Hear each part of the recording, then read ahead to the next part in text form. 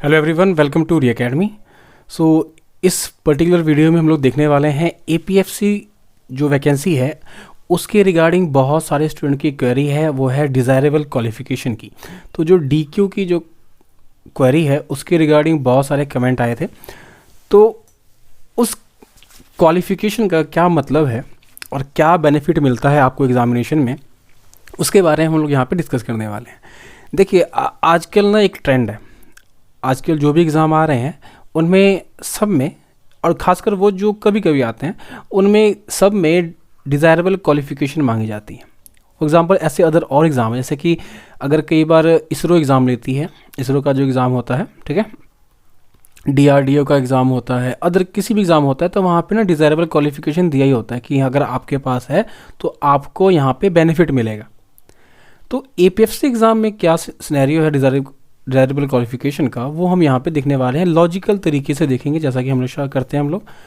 तो देखिए यहाँ पे है क्या, ये आपके सामने है नोटिफिकेशन यूपीएससी ईपीएफओ एग्ज़ाम का, देख सकते हो यहाँ पे जो इन्फोर्समेंट ऑफिसर एग्ज़ाम का जो नोटिफिकेशन आया था उसका है, 2020 में जो एग्ज़ाम दिया था आपने।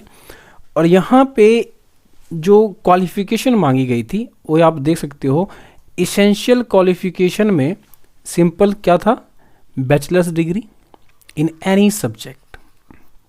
तो ये तो हम सबके पास है, ठीक है। जो कन्फ्यूजन है वो है डिज़ायरेबल क्वालिफ़िकेशन के बारे में। ईपीएफओ एग्ज़ाम में bachelors degree in graduate diploma in management, company secretary, chartered accountant, cost and management accountant, या 2 ईयर एक्सपीरियंस अगर आपके पास है एडमिनिस्ट्रेशन या अकाउंट लीगल में, तब आपको यहाँ पे प्रिविलेज मिलेगा, ठीक है, जिसकी आपको प्रेफरेंस दिया जाएगा ज़्यादा। अब किस तरीके का प्रेफरेंस दिया जाएगा, कब दिया जाएगा, ये इंपॉर्टेंट है हमारे एग्जाम के लिए, क्योंकि सभी का क्वेरी ये है कि क्या हम एलिजिबल हैं, क्या हम फॉर्म भरें, क्या हम फॉर्म भरने का फ़ायदा है।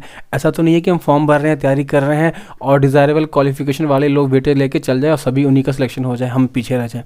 तो क्या ऐसा है? देखिए ऐसा बिल्कुल नहीं है। अगर आप सिंपल ग्रेजुएट है तो आप फॉर्म भरोगे, अच्छे से तैयारी करोगे, अगर आपने गुड स्कोर किया, ठीक है, अच्छे मार्क्स अगर आपने स्कोर किए, तो आप यहाँ पे लीड ले सकते हो, आप सिलेक्शन ले सकते हो। ऐसा कोई ज़रूरी नहीं है कि डिज़ायरेबल क्वालिफ़िकेशन वाले ही होंगे एग्जामिनेशन में और उन्हीं का सिलेक्शन हो जाएगा, ऐसा नहीं है, ठीक है। तो आपको फॉर्म भरना है, आप एलिजिबल हो अगर आप सिंपल ग्रेजुएट हो तो, ठीक है। क्योंकि इसेंशियल तो देखिए यहाँ पे क्या है, इसेंशियल क्या है, ज़रूरी क्या है, ज़रूरी ये है कि आप बैचलर्स डिग्री हो। डिज़ायरेबल क्या है, अगर उनको रिक्वायरमेंट इस हिसाब से है कि अगर आपने ये कोर्स किए हुए हैं तो उनको ज़्यादा सहूलियत मिलेगी, आपको ज़्यादा सिखाना नहीं पड़ेगा। तो वो ऐसे स्टूडेंट जिनका रिटर्न क्लियर हो जाएगा उनका यहाँ ज़्यादा प्रेफरेंस देंगे, जिन्होंने इस कोर्स किए होंगे, ठीक है। अब ये जो प्रेफरेंस है क्या हमें देखने को मिलता है, देखिए देखने को हमें कहाँ मिलता है वो भी हम डिस्कस करेंगे यहाँ पे। और देखिए ये जो चीज़ें हैं ना, यहाँ पे मेंशन भी की थी, मैं आपको ईपीएफसी एग्ज़ाम के बारे में बताऊंगा कि वहाँ पे क्या होने वाला है आपके साथ, और ईपीएफओ का जो रिजल्ट आया था उसमें क्या हुआ था सच में ऐसा कुछ।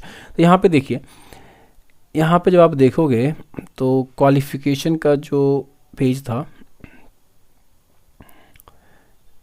हाँ यहाँ पे मिनिमम क्वालिफिकेशन देने के बाद उन्होंने नोट में लिखा है पॉइंट नंबर 2 पे, in the event of number of applications being large, अगर नंबर ऑफ एप्लीकेशंस लार्ज हो जाते हैं, और हुआ भी, क्योंकि आपको पता होगा जो ईपीएफओ का एग्ज़ाम हुआ था लास्ट वाला, उसमें अप्रॉक्स 2 लाख स्टूडेंट थे, अप्रॉक्स, इससे भी कम थे।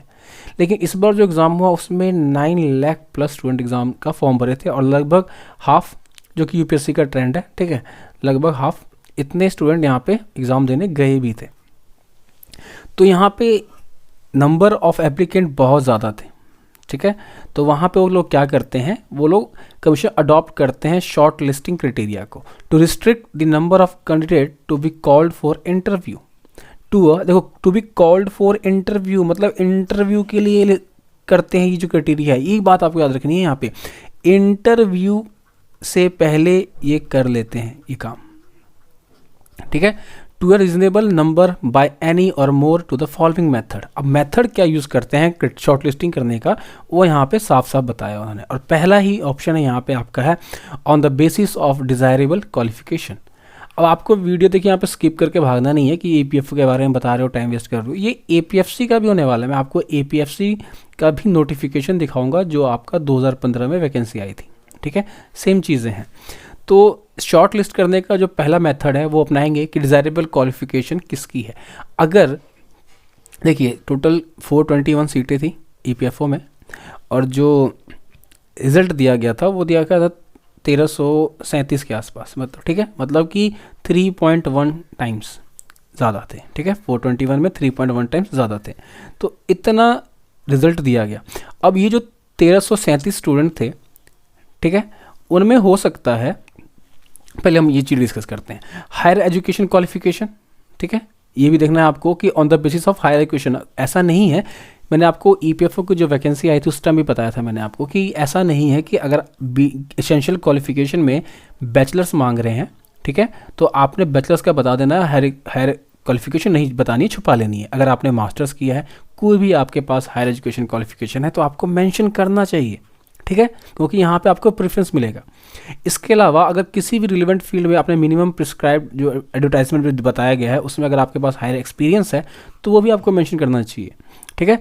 एक्सपीरियंस बिफोर और after acquisition of essential qualification, अगर इससे पहले भी कोई एक्सपीरियंस लिया है आपने तो हर चीज़ मेंशन करनी चाहिए आपको, ठीक है। इसका फ़ायदा आपको यहाँ शॉर्ट लिस्टिंग में मिलता है। लेकिन जो क्वेरी है वो है डिज़ायरेबल क्वालिफिकेशन की, तो उसके बारे में देखते हैं। तो देखिए यहाँ हमने देखा कि इन्होंने बताया है कि अगर नंबर ऑफ़ स्टूडेंट ज़्यादा हो जाते हैं तो शॉर्ट लिस्टिंग करेंगे। वो क्राइटेरिया क्या है, डिज़ायरेबल क्वालिफिकेशन देखेंगे, हायर एजुकेशन क्वालिफिकेशन वगैरह भी देखेंगे। अब ये सेम चीज़ आपको यहाँ पे रिज़ल्ट में भी देखने को मिलता है। ये है रिज़ल्ट जो रिटर्न एग्ज़ाम हुआ था, ठीक है, जो रिटर्न एग्ज़ाम हुआ था उसका ये रिज़ल्ट है। और टोटल यहाँ पे आप देख सकते हो कितने स्टूडेंट सेलेक्ट हुए थे, 1337, ठीक है, 1337 स्टूडेंट यहाँ पे सिलेक्ट हुए थे एग्ज़ाम में। और यहाँ पे मेंशन किया गया है कि only such candidate who satisfy और fulfill all the eligibility conditions shall be called for interview. बहुत ही साफ साफ लिख दिया इन्होंने। अब ये जो चीज़ें हैं ना, अगर आप यूपीएससी सीएससी का भी रिजल्ट देखते हो तो वहाँ पे ये चीज़ें नहीं होती हैं, अदर किसी एग्ज़ाम में भी नहीं होती है। यहाँ पे ये चीज़ मेंशन करने का मतलब क्या है, मतलब सेम है कि आपका यहाँ पे जो डिज़ायरेबल था, शॉर्ट लिस्टिंग क्राइटेरिया था, वो यहाँ पे अप्लाई किया है उन्होंने अप्लाई किया है। और क्या किया है कि जो सेटिस्फाई कर रहा है, फुलफिल कर रहा है, कैंडिडेट यहाँ पे ज़्यादा थे, उन्होंने शॉर्ट लिस्टिंग लगाया, लगाने के बाद देखा डिज़ायरेबल क्वालिफिकेशन वालों को, हायर एजुकेशन वाले को देखा, एक्सपीरियंस वाले को देखा, तो यहाँ पे ये चीज़ें मैटर कर गई हैं, ठीक है, मैटर कर गई है। लेकिन ऐसा बिल्कुल नहीं है कि आपने फॉर्म ही नहीं भरना, एग्ज़ाम नहीं देना अगर आपने सिंपल ग्रेजुएट हो तो, ऐसा नहीं है, ठीक है। लेकिन यहाँ पे मेथड उन्होंने लगाया होगा, लगाने के बाद उन्होंने क्या किया, इतनी यहाँ पे दी है रिज़ल्ट। तो ये सेम चीज़ जो है ये एपीएफसी के नोटिफिकेशन में भी आपको देखने को मिलेगा। क्यों? क्योंकि आपको मैं यहाँ पे दिखा रहा हूँ 2015 का जो असिस्टेंट प्रोविडेंट फंड कमिश्नर का एग्ज़ाम हुआ था उसकी यहाँ पे नोटिफिकेशन। तो इस नोटिफिकेशन में भी सेम चीज़ें हैं जैसा कि ईपीएफओ का नोटिफिकेशन आया था, सेम चीज़ यहाँ पे देख सकते हो आप लोग। और यहाँ पे आप देखो तो एजुकेशनल क्वालिफिकेशन उन्होंने मांगा है degree of a recognised university और इक्विवेलेंट। अगर आपके पास सिंपल कोई डिग्री है, ठीक है, मतलब कि आपने बैचलर्स की है कोई सिंपल, ठीक है। डिज़ायरेबल में मांगा है diploma in company law, labour law और पब्लिक एडमिनिस्ट्रेशन। यहाँ पे डिज़ायरेबल इनका जो है वो कम है, ठीक है। इसलिए मैं कहता हूँ आपको फॉर्म भरना चाहिए। ऐसा नहीं है कि सबने यहाँ पे company law, labour laws, public administration से डिप्लोमा करा ही होगा और जो उन्हें करा होगा वो पढ़ने में बहुत इंटेलिजेंट होंगे और वो यूपीएससी एग्ज़ाम को निकाल ही लेंगे, ऐसा नहीं है, ठीक है। तीन चीज़ें काम करती हैं, लक, लेबर और चांस। ये आपके लक पे है कि क्या होता है डिज़ायरेबल क्वालिफिकेशन का, लेकिन आपने लेबर करना है और ये एपीएफसी एग्ज़ाम आपके लिए एक चांस है, तो चांस को छोड़ना नहीं है, लेबर करना है और लेबर इतना करना है कि आप लक को यहाँ पे थोड़ा मात दे पाओ।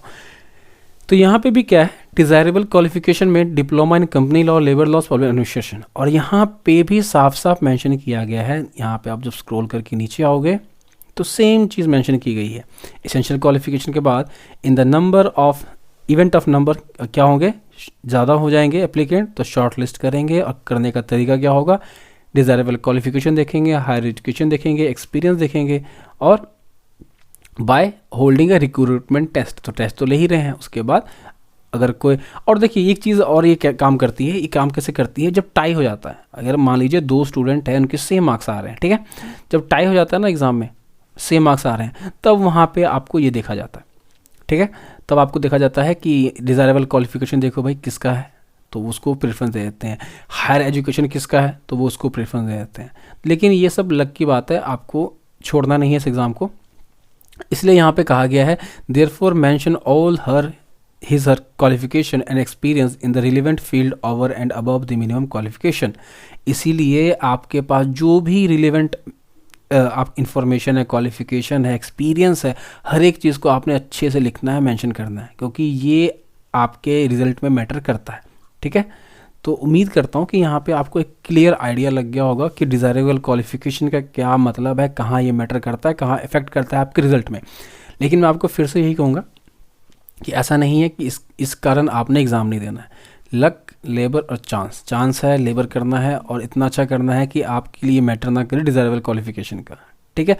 इतना स्कोर आपको करना है, तो आपको प्रिपरेशन करनी है, तैयार करना है। अगर एक और इन्फॉर्मेशन, एक सर्वे है कि अगर आपको क्लासेस चाहिए, अगर आप चाहते हो कि जीएस की क्लासेस हम यहाँ पे स्टार्ट करें, तो आप कमेंट बॉक्स में लिख सकते हो, हम यहाँ पे जीएस क्लासेस स्टार्ट करेंगे एपीएफसी एग्ज़ाम के लिए, ठीक है। ऐसा नहीं है कि बहुत टाइम है, टाइम बहुत नहीं है, टाइम हमेशा कम ही होता है एग्ज़ाम की जब बात करें तो, ठीक है।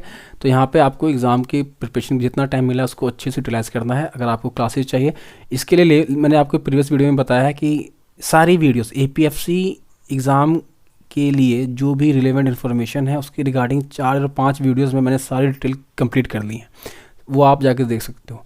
और लेबर लॉज के लिए और एपीएफसी स्पेशल क्लासेस जो होते हैं, कुछ लेक्चर्स हैं, उनके लिए मैंने प्लेलिस्ट बना के रखी हुई है, आप वो जाके चेकआउट कर सकते हो। और जीएस की अगर क्लासेस स्टार्ट करनी है तो आप कमेंट बॉक्स में मेंशन कर सकते हो, क्लासेस जल्दी ही लेके आएंगे। तब तक के लिए ख्याल रखिए, स्वस्थ रहिए, थैंक यू।